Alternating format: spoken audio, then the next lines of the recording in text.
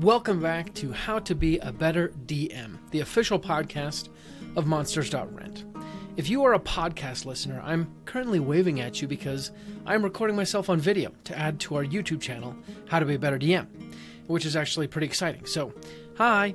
But today's show is going to talk about one of the most common D&D tropes out there. It's the place where all great adventures start, and usually where most adventurers end their day, actually.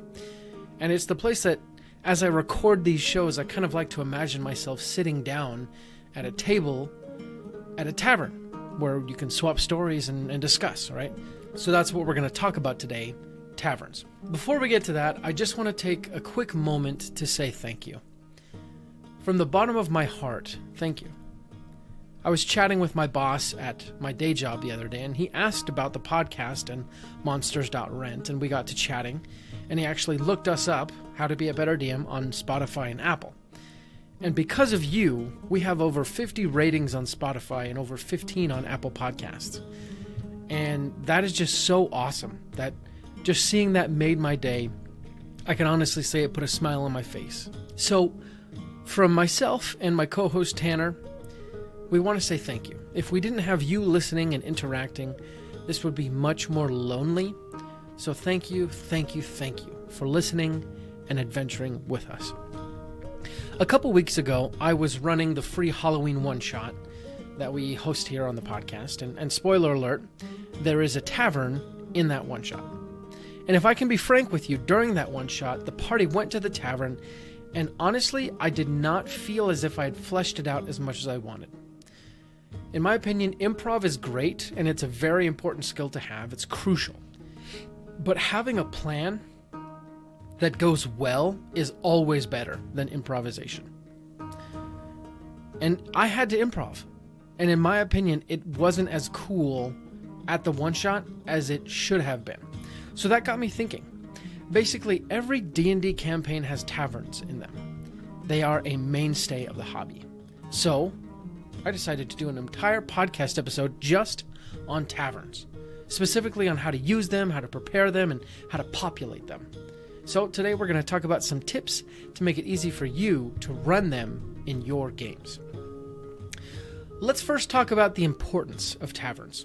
First of all, you can choose not to have taverns in your game. Completely fine. Totally fine. You don't even have to worry about it. But, as I've already said, a tavern is a very classic trope of D&D games. It can function as the base of operations for your party. It can also be sort of that safe place that your band finds along their journeys. In video game speak, it would sort of be the save point. It can be much more than that, however.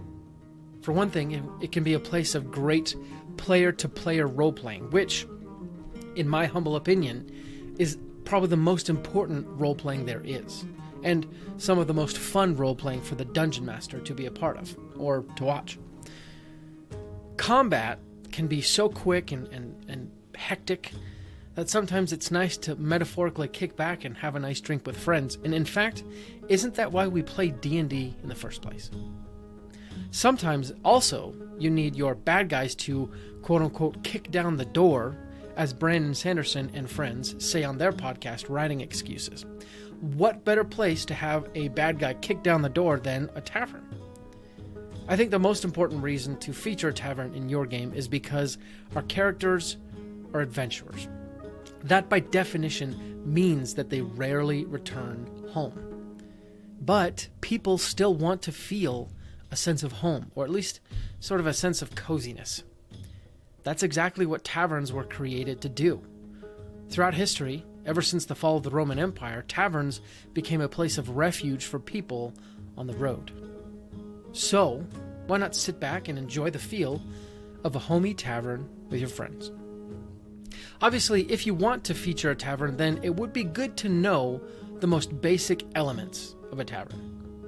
As I like to say, though, once you know the rules, you can learn how to break them in fun and interesting ways. So, let me tell you what you will most likely find in a tavern, and then you can change things up in new and interesting ways, however you wish. First of all, there's the barkeep. Since a tavern is a type of bar, you obviously need a barkeep. The most basic requirements of a barkeep are that they serve drinks.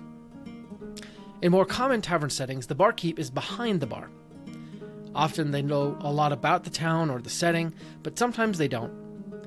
In most cases, the barkeep is just as iconic as the tavern itself, and that means that the tavern is a great time and place to really make a unique character that probably won't become embroiled with the party as a pocket NPC.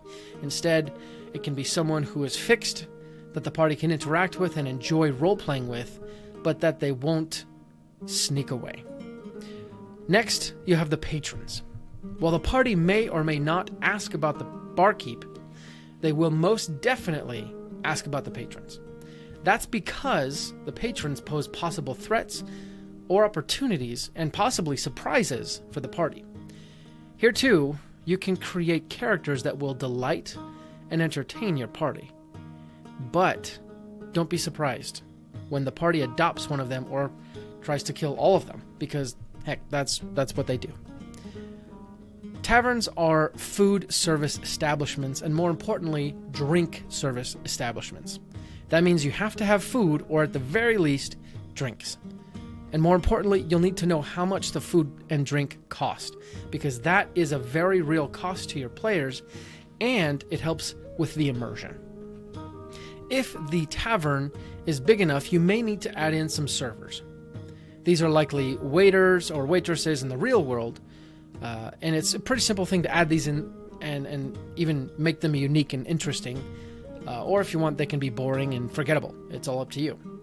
You see, servers aren't really necessary to a tavern like a barkeep or food are, or drinks, but they add an interesting element if you want to add them.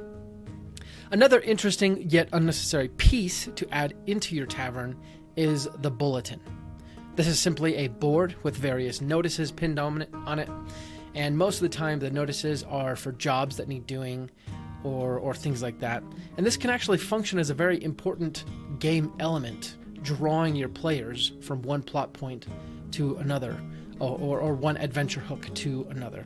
And it simply adds an element to your tavern of adventure and mystery. And all you got to do is put it in the corner of any tavern and then watch your players dive into the adventures that you populate the board with. The last thing that you may or may not want to add to your tavern is what I like to call the interest. This is a blanket term for anything that makes the tavern experience memorable. First, though, if you don't want or care that the characters or players remember that particular tavern, then you don't need to put an interest in the tavern. An interest would be anything that would make someone remember that particular tavern. And actually, one way you might be able to think about this is, why would people come to this establishment over any other tavern? Or another way to think about it is, how can I make this tavern experience more fun for my players?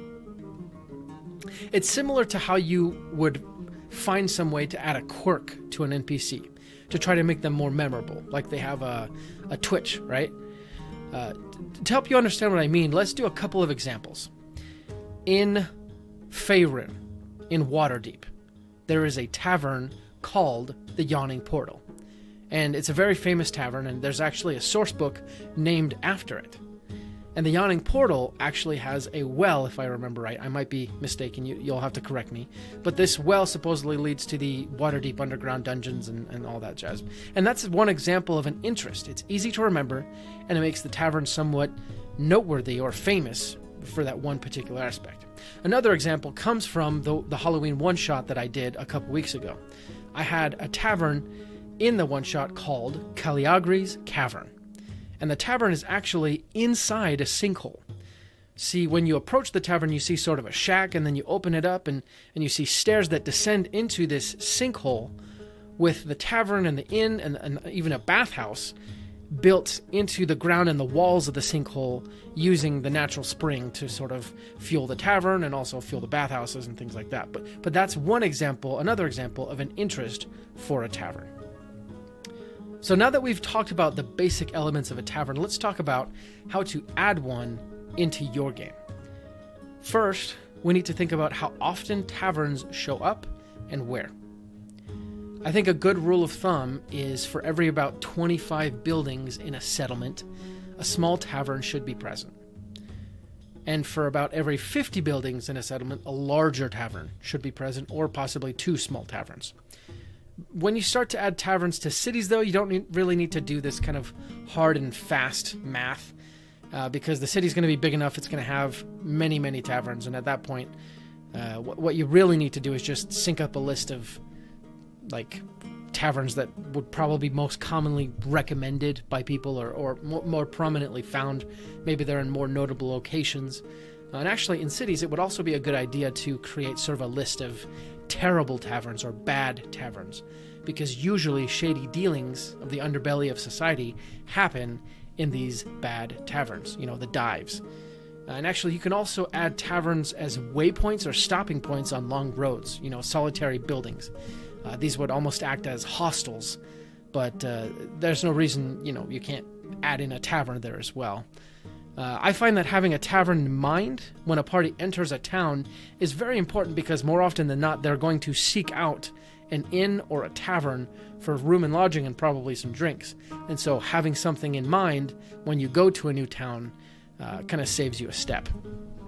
As far as where the tavern should be placed, there aren't really any rules. And I mean within a city or within a settlement.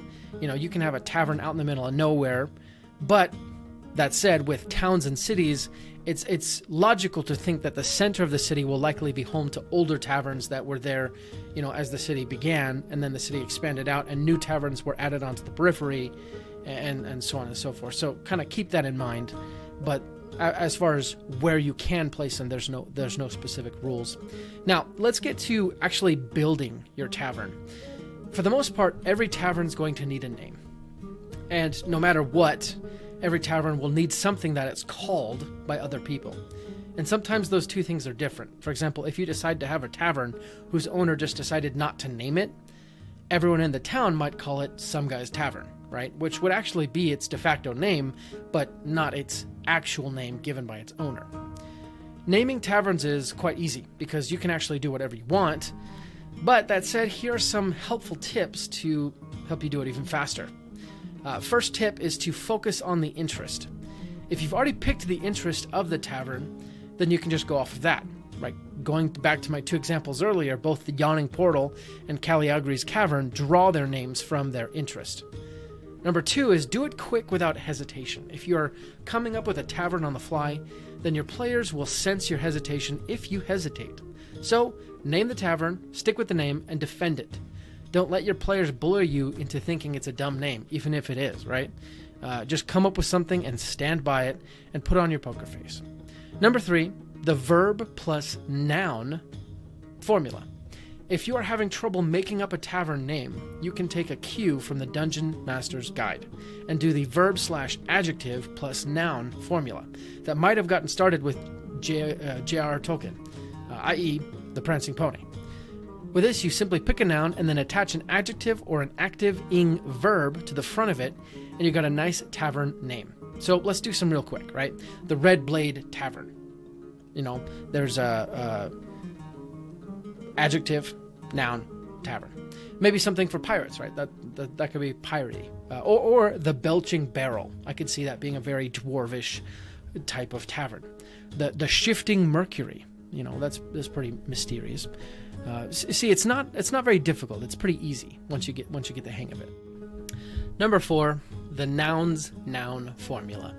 If the previous formula doesn't fit what you're looking for, you can opt for the noun's noun formula. So you pick a noun, make it possessive, and then pick another noun. For example, Cagliagri's Cavern, as I've said before, or Arthur's Round Table, which actually sounds like it should be a themed restaurant. Vergoin's Vestibule. Lots and lots of different names that you can pick. With these tips, though, naming taverns should be a piece of cake, and your players will always think you're the most prepared DM in the universe because you are prepared to improvise when you need to. After naming the tavern, describing it is the next part. First, don't forget to do some work on the outside of the tavern. This is a very easy trap for people to fall into. In fact, I struggled with this myself, but the tavern experience actually starts outside the tavern. Are there drunks sleeping in the ditch off to the side? Does the tavern have well-paid bodyguards, maybe? Is the plaster peeling, or is the tavern made of rich mahogany wood? All of these facts tell your party about the establishment before they even set foot inside the door. Try and hint at what might be within inside when you describe the exterior. It's important to do this most of the time so that way when you decide to break the rules and make the inside opposite or contrary to the exterior, you're going to catch your party off guard. That's how you get the rewarding reveals that we all want, right? If you, most of the time, prelude the inside with the outside, they're going to expect the outside to match the inside, but then that's when you spring the trap. Moving inside, don't forget to describe the scene from all 5 senses. If you're in a hurry, you can pick one sense and kind of go with that, but doing all 5 senses is really the best way. Tell your players what they smell, what maybe makes their mouth water, what they hear, what they feel the temperature of the room to be. And after you get that taken care of, it's a good idea to explain the layout of the tavern. Obviously, every tavern is going to be different, but to help you out, let's describe just 3 generic tavern layouts that you could use in maybe any setting and kind of pick up at the drop of the hat. First is the cantina layout. This is pretty popular from Star Wars, right? In this tavern, the room can be basically any size, but the bar itself juts out into the middle of the room, with the barkeep being able to service people on both sides maybe, or there being 2 barkeeps, right? And the tables are usually kind of around the bar in sort of a circular pattern.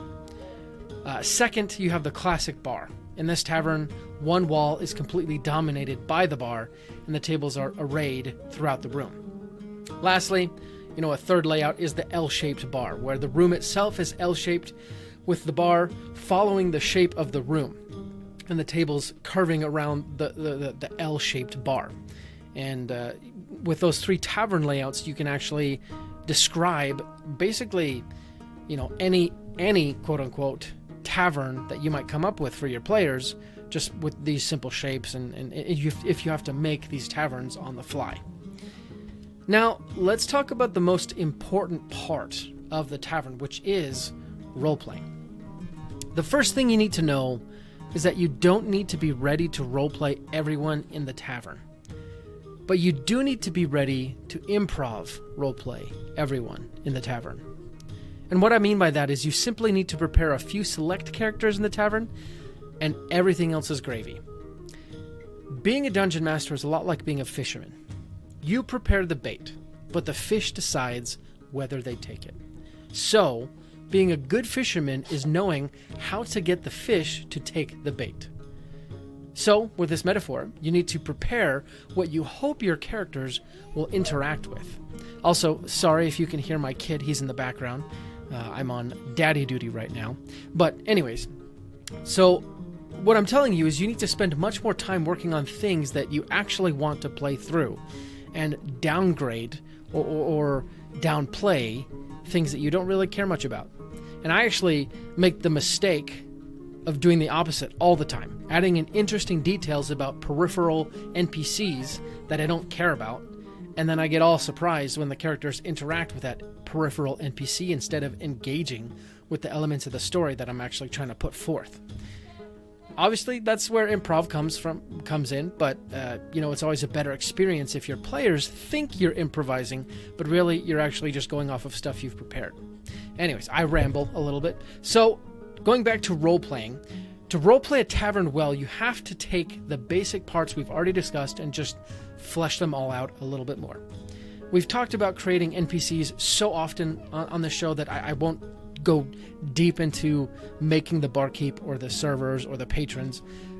More than that, you just need to know how to answer the question of why are they in the tavern right now. And in the barkeep's case, it's probably going to have something to do with why they started the tavern, or why they need the job, or their relationship to the owner. Or they could just, be there for a job and be kind of forgetful, right? Or forgettable. For the servers, it might involve not being able to find another job, right? Being in poverty, or trying to work and save to go somewhere else, to travel. These motivations are usually a little bit easy to generate because they do deal with being permanently around the tavern. But with the patrons, it becomes a little bit more complex, and it has to go a little bit deeper. See, obviously, the patrons are there for drinks, for the most part. But why are they there in the larger sense? Why have they come to this town or this settlement or city? Are they regulars? Are they new to the area, like the party? Actually, maybe they didn't come to the tavern for drinks. They came for other reasons. What are those reasons? So answering those questions will help you roleplay them. And actually, in fact, in a sense, good role-playing is just asking good questions about a particular character, answering those questions, and then acting out the answers to those questions. That may be a bit simplified, but you get my point. If you can ask good questions about your characters, you can roleplay them really well. So the next thing you need to do then is decide whether the character in question, any particular NPC that you're roleplaying, regards the party or a given character in a positive, a neutral, or a negative light. Understanding how any given NPC will treat the party goes a long way to helping you roleplay them. As a default, most people treat the party or adventurers in just a neutral way, having never met them. One thing to remember too is that people go to taverns for different reasons. Some people go to get drunk. Others go to socialize. And if you know why your NPC has come to the tavern, then when the party approaches them to talk, you can respond in the right way with either, "Bezo, flave me to my drink," or, "I don't reckon I've seen you lot in town. Whereabouts you've come from?" Very different situations. When it comes down to it, role-playing NPCs in a tavern is not any more difficult than role-playing any particular NPC, except that they all have some reason that they're in the tavern, and you need to remember that.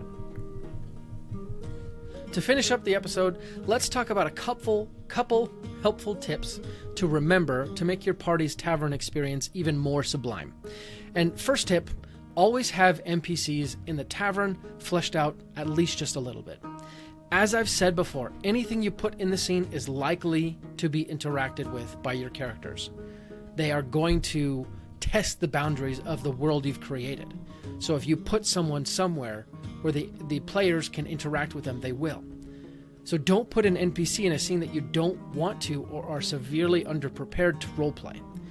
Whenever you create a tavern, if you can, write what NPCs are in there whenever the party enters. And I'm talking about when you create a tavern in session prep, not when you're improvising. Write down at least a couple of tidbits about the NPC just to help you, so that way when it comes time to roleplay, you're ready. This is a tip, like I said, specifically for beforehand prep, but it wouldn't be a bad idea to keep a quick reference list of NPCs who have been somewhat fleshed out, as we've been saying, that you could put into a tavern like this. And I would actually make this list tavern specific, so that way you've covered the why are they in the tavern bit. And a bit of more advice, you should probably do the same thing with NPCs at large, right? Number 2, flesh out the barkeep. Just as important as the NPCs, the patrons, is the barkeep. We've already said that. This is the person who the story of the tavern itself revolves around, because they are most likely the owner, most often the operator, right? They do the day-to-day work of the tavern. So if the tavern has a story, it's likely involved with the story of the barkeep. Like I said before, if the tavern, though, is supposed to be forgettable, then the barkeep doesn't matter. They can be forgettable too. But we don't play D&D to spend hours and hours with our friends and then forget them. So I would recommend you give your barkeep some sizzle. Give them an interesting quirk and help the players remember them. And this adds an added benefit of when your players come back to this particular area, this tavern, they can have sort of a relationship with the barkeep. Number 3, make sure to charge your characters for the food and drink. This tip obviously goes for every economic encounter in the game, but don't forget to make your players deduct money from their character. It's important because it helps with the immersion of the game, but it also factors in a real cost to the characters. While 1 or 2 pieces of gold might not seem like a lot, it could be the difference between buying a suit of armor or not over a long period. So, like I've said before, have a list of costs that could be incurred in the tavern. So food, drink, services, lodging, and try and make them specific to the tavern, unique. That way the tavern seems more unique itself. But if not, you could just use a blanket tavern cost list for drinks and food and lodging if it's available. So, ale, 1 silver, honey mead, 2 silver, wine or whiskey, 1 gold, right? Very simple, but it does the job. Number 4, explain the difference between an inn and a tavern. If you are presenting your players a tavern, you need to help them understand whether or not there's lodging attached to it, because an inn is different than a tavern. They share many similarities, but they're different. An inn always has lodging, and a tavern always has drinks. Sometimes an inn has a bar and drinks and is a tavern as well, and sometimes a tavern has lodging and is an inn as well. But sometimes they're not. So when you describe your tavern, make sure your players know whether lodging is available. Honestly, just to keep things simple, if I were you, I would just make it so taverns always have lodgings, and you tell your players that every single time. And then when it's not, you can explain it that way. Lastly, I want to give you some helpful resources just for building taverns and role-playing them and things like that. But the resources I want to give you aren't necessarily things that I can kind of speak in spoken word fashion. So in the show notes of this episode, or if you go to the URL of the podcast on our website, there's going to be a list of resources at the bottom of the show notes under Appendix Resources. So hopefully these will help you create the best taverns ever. Just a little bit something extra to see if you can make the best taverns possible. So as we come to the close of this episode, I hope you enjoyed talking about taverns, and I hope that you got some great ideas for ways to add taverns to your game. They can be the best place for some really deep role-playing experiences, which is really fun, or they can just be a nice pause point and relaxing moment in between those epic battles. Last thing that I'd like to say, though, is that always, if you aren't having fun as the DM, then it's probable that others aren't either. So make your tavern fun for you, and your players will probably enjoy it too. Thank you for joining me on How to Be a Better DM today, the official podcast of Monsters.Rent. I sincerely appreciate you letting me discuss this with you as you work out or do the dishes or drive to work, whatever you're doing. But I feel like in some way this is connecting you and I. This podcast connects us across the time and space that separates us. And for that, I'm deeply grateful. It's a magical thing. So, thank you for adventuring with me. We'll be back next week for another episode, but until then, let's roll initiative.